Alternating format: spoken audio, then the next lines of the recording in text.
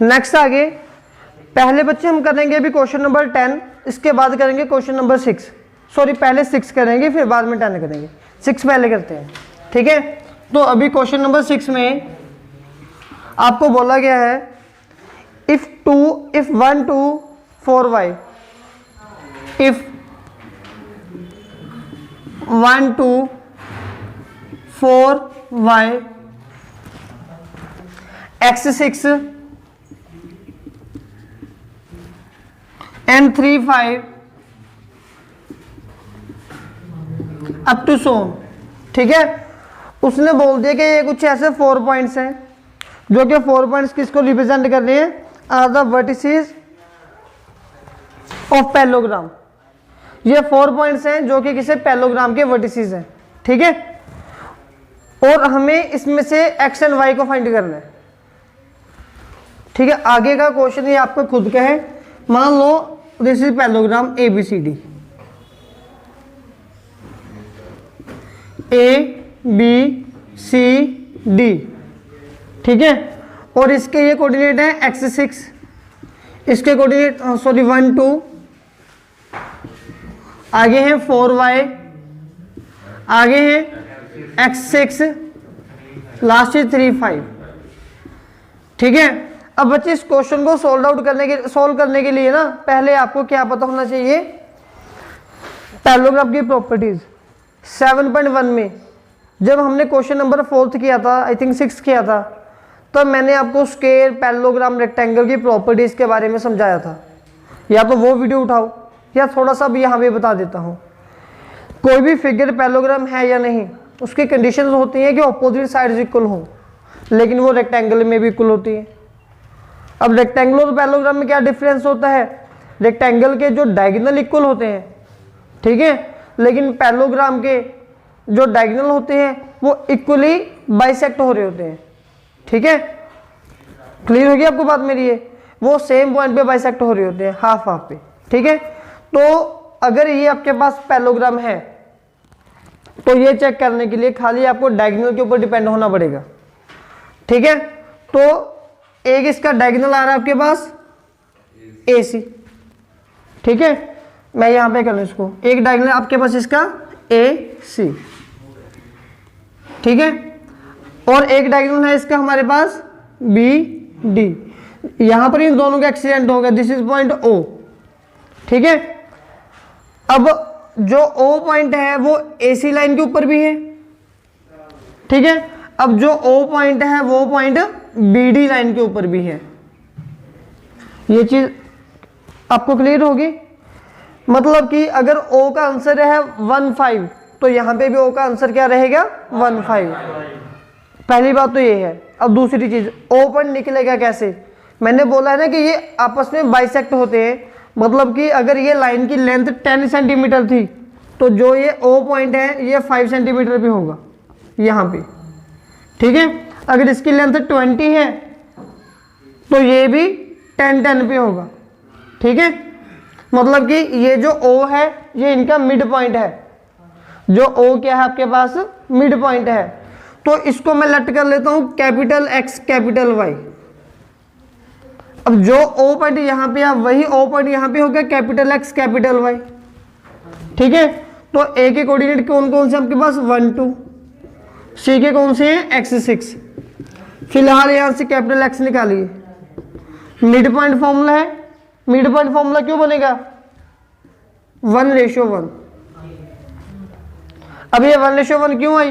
Because यहां पर देखो, because diagonal of parallelogram bisect each other, ठीक है, जहां पे ये इंटरसेक्ट होते हैं।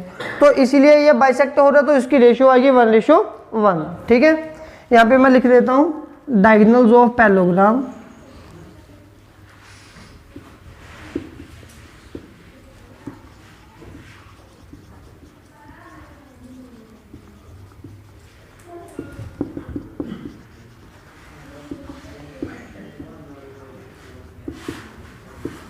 One ratio 1।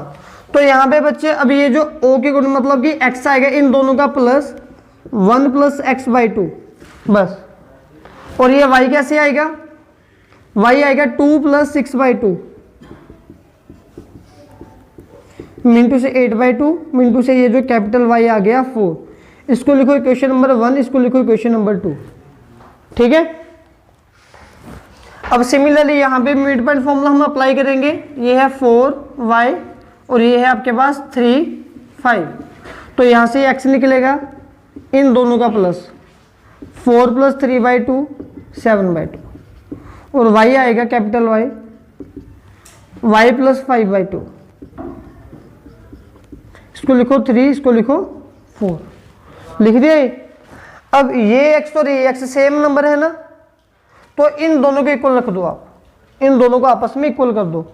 यहाँ पे मैं लिखूंगा फ्रॉम 1 and 3। 1 से ये कैपिटल X की वैल्यू क्या है 1 प्लस x/2।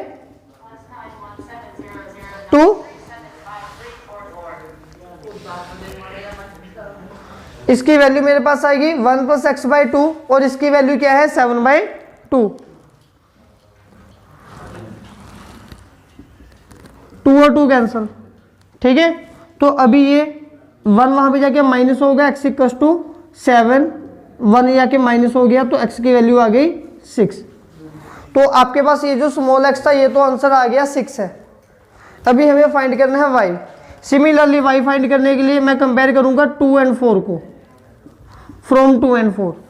अब 2 पे कैपिटल y की वैल्यू मेरे पास है 4 और स्मॉलर y की, दूसरे y की वैल्यू है मेरे पास y 5/2।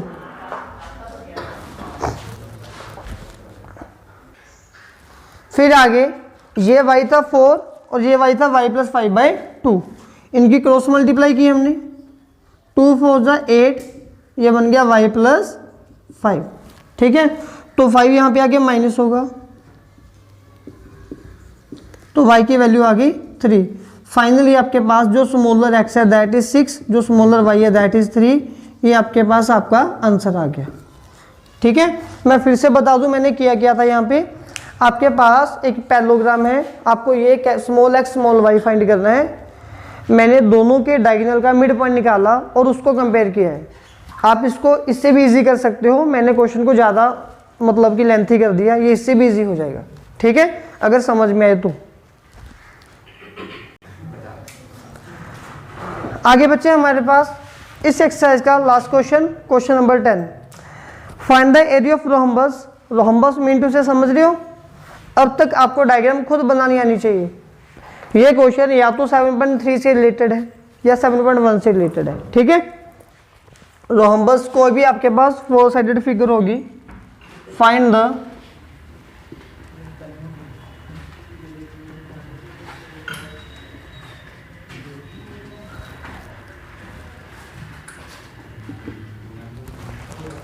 लो, मैं यहाँ पे एक रोम्बस ड्रॉ कर देता हूँ। रोम्बस वैसे आप किसी भी काइट को बोल सकते हो।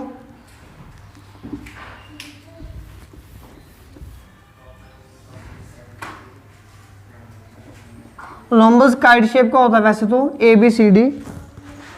फर्स्ट पॉइंट है इसका 3 0, सेकंड है मेरे पास 4 5, तीसरा है -1 4, चौथा है -2 -1। ठीक है। और अभी आपको इसका एरिया फाइंड करना है। ठीक है।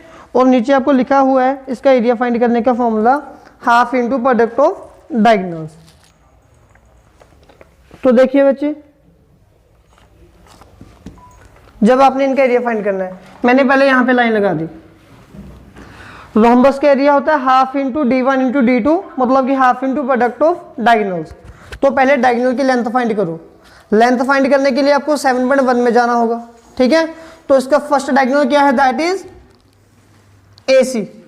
तो मैं यहां पे लिखूंगा length of AC, distance formula वो क्या था, फर्स्ट दोनों का -3 -1 square plus 0 -4 square, 3 + 1 square -4 square, 4 square 4 square 16 16, ठीक है, ये बन गया √32, ठीक है। √32 को आगे सॉल्व कीजिए, ये बन गया 2 4 8 16 32,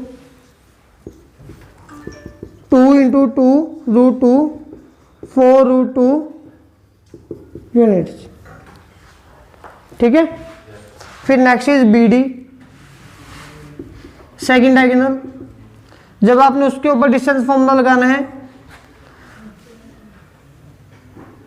पहले -2 -4 का स्क्वायर, फिर -1 -5 का स्क्वायर, -6 का स्क्वायर, -6 का स्क्वायर, 36 36 72।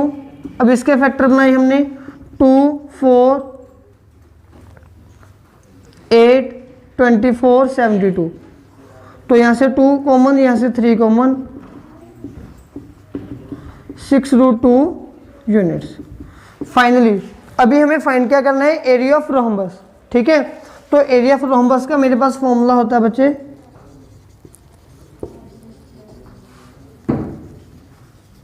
½ × d1 × d2।